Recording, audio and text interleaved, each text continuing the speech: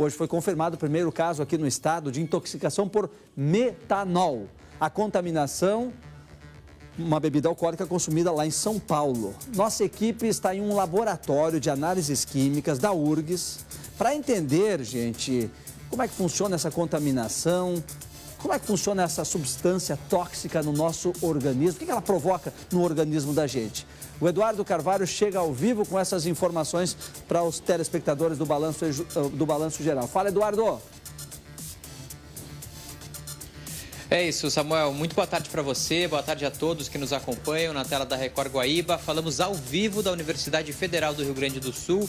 Estamos no Instituto de Química da URGS para trazer mais detalhes, a respeito do metanol. De que forma ele age no nosso metabolismo, se é possível identificar nas bebidas que a gente costuma consumir aí durante a semana, final de semana, enfim, como também que existe resultado químico por trás dessa questão, as análises em laboratório, enfim, vários pontos, várias dúvidas a serem sanadas agora com o professor João Paulo Bizarro Lopes, ele que é aqui do Instituto de Química e vai nos ajudar a entender um pouco mais sobre essa questão. O Rio Grande do Sul tem agora já um caso confirmado, mas como tu destacou, ele é um caso que não houve uma contaminação aqui no estado, mas sim em São Paulo, e também há outras situações suspeitas que continuam sendo investigadas, não aqui no laboratório propriamente dito, mas o professor, ele é especialista na área, inclusive tem um canal no YouTube e fala sobre esse assunto com frequência e tem falado muito sobre esse assunto, né, professor? Está em alta no país inteiro. O que a gente pode começar explicando para quem está em casa agora nos assistindo o que é o metanol e por que é tão difícil de identificar numa bebida alcoólica como, por exemplo, uma bebida destilada? Boa tarde, obrigado por nos receber aqui. Boa tarde, Eduardo, que eu agradeço. Assim como o etanol, são duas substâncias que a gente em química classifica como álcoois. Tá? O etanol é o álcool normal encontrado nas bebidas alcoólicas que são oriundas do processo de fermentação e depois da destilação. Já o metanol, ele tem um átomo de carbono a menos. E o que isso significa? Quimicamente, eles são praticamente indistinguíveis para quem não é especialista. Até para quem é especialista, a gente não consegue diferenciar o etanol e o metanol. Eles têm o mesmo cheiro, a mesma cor, os dois são miscíveis com água, só que bioquimicamente traz diferença. Essa falta de um átomo de carbono a mais faz com que eles, lá no fígado, que é onde ele é metabolizado, produza uma substância tóxica chamada ácido fórmico. Ele primeiro produz formaldeído e depois produz ácido fórmico. Esse ácido fórmico é que causa os problemas, os sintomas que a gente tem, como, por exemplo, os primeiros sintomas são confundidos com uma ressaca de etanol mesmo, então, por exemplo, dor de barriga, problemas intestinais, dor de cabeça, mas sintomas mais graves, como, por exemplo, a cegueira, estão associados exatamente ao ácido fórmico, que é essa substância gerada pelo metanol no fígado. Ou seja, a grande diferença é na forma com que ele é metabolizado pelo nosso organismo. O senhor mencionou essa questão do fígado, né? Então, o metanol, quando ele entra no nosso corpo, é ingerido, como nesse caso das bebidas, o que ele começa a provocar e quais são esses outros sintomas que a gente pode destacar também, professor? Então, o metanol ele se liga nas mesmas enzimas, as mesmas substâncias que catalisam a metabolização do etanol. Só que, como ele também é um álcool, ele é reconhecido e produz essas substâncias tóxicas. Aí os primeiros efeitos vão ser exatamente problemas relacionados à falta de energia. O que acontece? A gente come, a gente respira para produzir energia. Para a gente produzir energia, a gente depende de como se fosse uma usina funcionando dentro das nossas células, uma região chamada, organelas chamadas mitocôndrias, né, que a gente aprende lá nas aulas de biologia. Só que para funcionar não basta ter oxigênio e alimento, a gente precisa ter que aquelas máquinas estejam funcionando.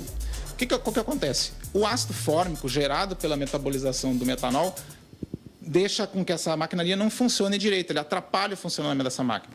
E aí a falta de energia, a gente fica sem energia e a falta de energia atrapalha vários órgãos que precisam de energia e os que mais precisam de energia é cérebro e principalmente o nervo óptico. Daí que vem esses sintomas mais graves que a gente sente ali na intoxicação por metanol. Bom, a gente tem falado muito, sobre essa questão da dificuldade de identificar a presença do metanol nas bebidas alcoólicas, nesse caso mais especificamente nos destilados. Professor, tem alteração no cheiro, no gosto?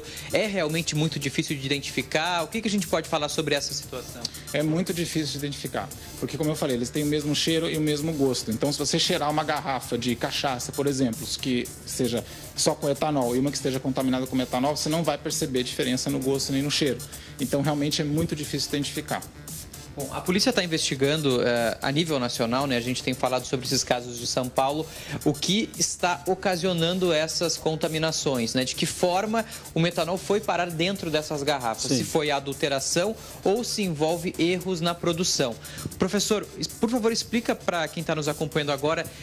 O metanol ele aparece em algum processo de fermentação ou de destilação? Pode ter havido um erro de produção? Como seria esse erro, digamos assim? Então, o metanol ele pode ser formado junto no processo de fermentação e depois está presente na destilação. Só que essas quantidades elas são muito pequenas, que não causam nenhum problema. Isso tudo é controlado também por legislação. Tem uma legislação que regula a quantidade de metanol que pode estar presente. O que acontece? A produção da bebida, por exemplo, o vinho é fermentado a partir da uva. O açúcar da uva gera o etanol, que é o que a gente consome. E, por exemplo, algumas bebidas destiladas, como conhaque, por exemplo, é produzido a partir da destilação do vinho. Nessa destilação, como o metanol ele é menor, porque ele tem um átomo de carbono a menos, ele evapora mais fácil. Então, no início da destilação, sai uma fração que pode ter uma concentração de metanol um pouquinho maior. No processo de produção regular e controlada, essa primeira fração é descartada. A gente chama disso de cabeça da destilação. Pode haver um erro de produção, sim, se essa cabeça não for descartada e ter uma concentração ali de metanol um pouco maior que possa causar algum problema. Porém, se é um processo de erro de produção, geralmente vai ser um lote específico de uma marca ou de um fornecedor, e é isso que a polícia está investigando, né? Como são casos diferentes e bebidas diferentes, na minha opinião, essa é uma opinião minha, né? Eu acredito que a mais provável tenha sido a adulteração, mas temos que aguardar as investigações, né? Como um químico que está acompanhando essa situação, professor, o senhor tem evitado esse tipo de bebida, até não ter essa resposta mais clara da polícia? Como é que o senhor está acompanhando, tendo esse conhecimento específico na área?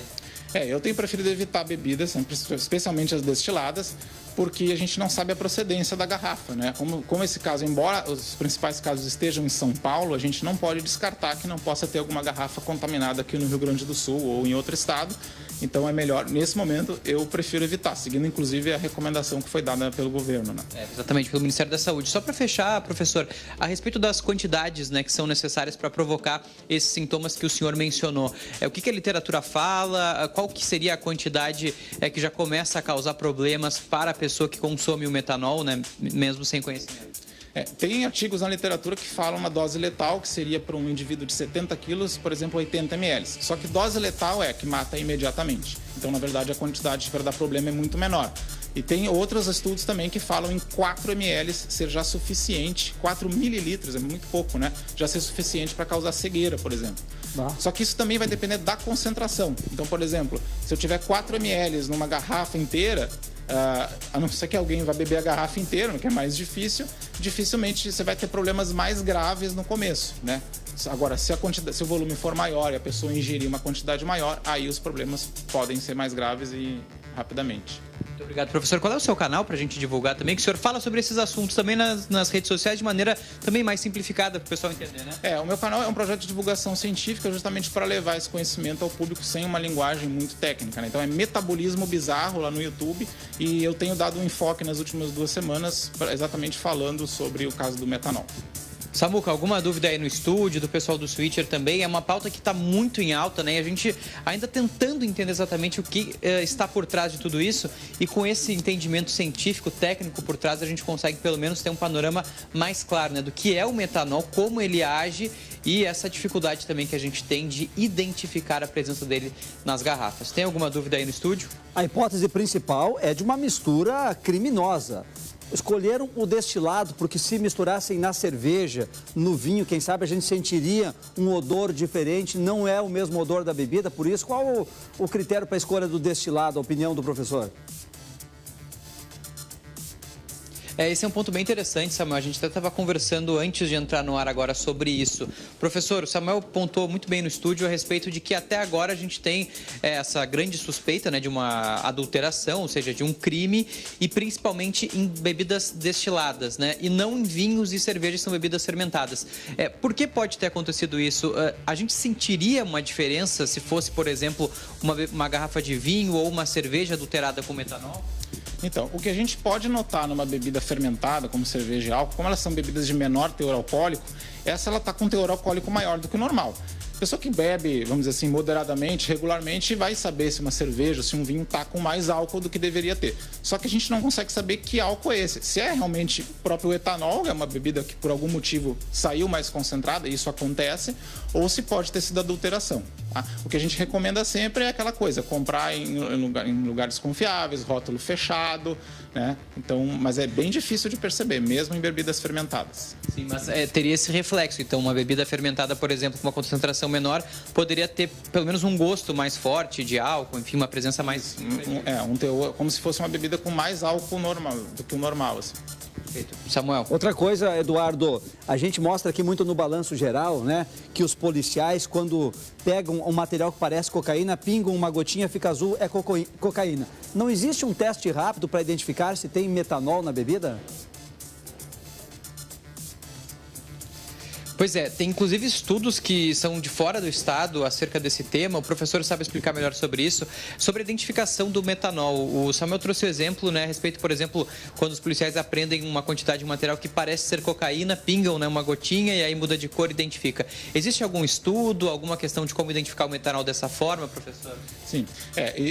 Os testes que são utilizados geralmente pela polícia, por exemplo, são testes que são feitos em laboratório, utilizando tanto reagentes químicos mais simples, como esse da cocaína, como equipamentos, né, para detectar a quantidade.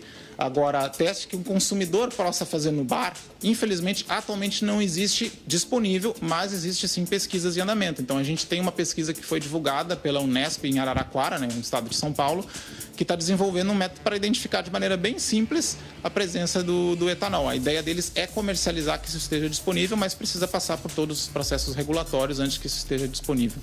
Professor, a gente não comentou também sobre a questão do etanol ser utilizado como antídoto para o metanol. Como é que funciona nesse sentido? E existe uma relação entre os dois muito clara, o senhor pontuou isso, mas de que forma o etanol ajudaria a minimizar esses efeitos? Então, o etanol, ele é a substância que naturalmente é metabolizada por essa enzima, né, que a gente tem lá no fígado. Então, essa enzima, ela tem preferência pelo etanol. Então, é uma coisa que em química a gente chama de inibição competitiva. O etanol, ele prefere utilizar, a enzima prefere utilizar o etanol do que o metanol.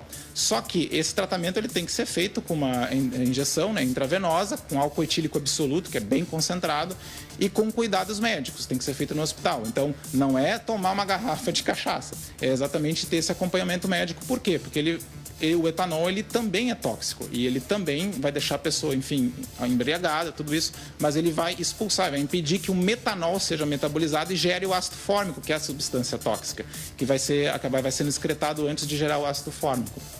Muito obrigado, professor, por esclarecer essas dúvidas. Samuel, a gente continua acompanhando esse caso de perto, ainda tem outras situações suspeitas no Rio Grande do Sul. Hoje também a confirmação do primeiro caso, né, importado de São Paulo, mas a gente vai continuar em cima desse assunto, trazendo todos os detalhes aqui na tela da Record Guaíba. É contigo. E eu vou reforçar o que disse o Eduardo e o professor também, né? O tratamento para suspeita de contaminação por metanol tem que ser feito por um médico com o etanol. Não é, vou tomar uma cachaça porque eu achei que tomei metanol. Pelo amor de Deus, né? Vai entrar em coma e não vai sarar. E aí só vai piorar a tua coisa. É uma questão séria que tem que ser analisada por um médico. Não é tão fácil assim. Obrigado, Eduardo. Obrigado ao professor também, didático, né? Conseguiu nos explicar um pouco mais, entender um pouco mais de química. Mal faltou as aulas de química, ou conseguiu participar e entendeu direitinho? Só na época entendia. A química eu tinha uma dificuldade para entender, gente. Mas nessas situações a gente acaba absorvendo um pouco de química, né? Ficando mais didático e concentrando numa coisa só. Bom, vamos que vamos de mais notícia aqui no Balanço Geral. Aliás, teve um caso descartado aqui em Porto Alegre de metanol, né? Teve um caso descartado aqui na capital, não era metanol, provavelmente... Como é que é? Um em Santa Maria também descartado, né? Então tivemos esses dois descartados. Para os médicos imaginarem que foi metanol, calcule o tamanho do porre que o gaúcho tomou, hein? Barbaridade. Vamos devagar, pessoal, devagar com o álcool aí, por favor.